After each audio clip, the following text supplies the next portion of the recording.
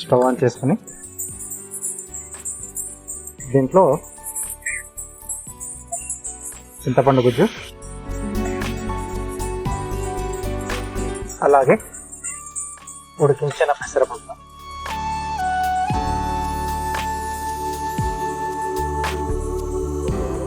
Tomato ముక్కలు కూడా add చేస్తున్నాం. సరిపడా వాటర్ యాడ్ చేస్తున్నాను.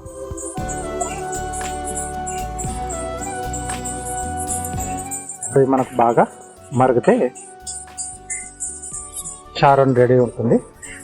దానికి మనం పోపుతో పాటు మునగాకును కూడా దాంట్లోనే కొద్దిగా వేయించుకుంటాం. పచ్చిది వేసుకుంటే కొద్దిగా మనకు ఆ పచ్చి లైట్ ఒగరనే తెలుస్తుంది కాబట్టి కొద్దిగా దాన్ని మనం పోపుతో పాటు వేయించుకోవాలి. దీంట్లోనే కొద్దిగా కారం,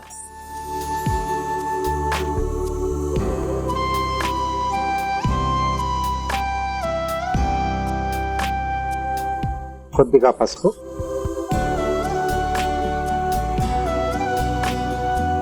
కొంచెం మిరియాల పొడి, అలాగే సరిపడా ఉప్పు ఇక్కడే యాడ్ చేస్తుంది.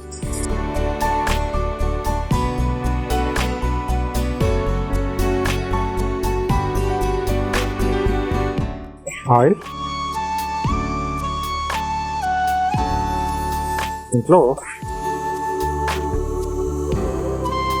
ఆవాలు, నెక్స్ట్ కొద్దిగా జీలకర్ర,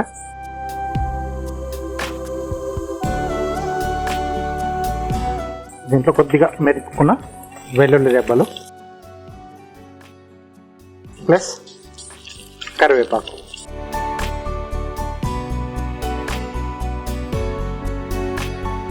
ఓకే, నెక్స్ట్ మన మెయిన్ ఇంగ్రీడియంట్ మునగాకు. సో ఇప్పుడు దీంట్లో యాడ్ చేసి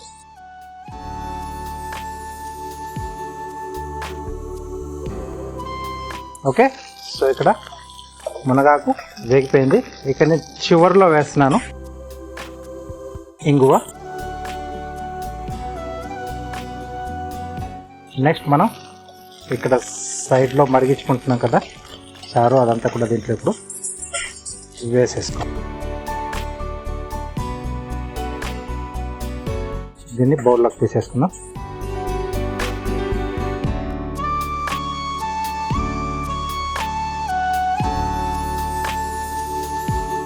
సో వేడివేడిగా మునగాకు చారు రెడీ అయిపోయింది.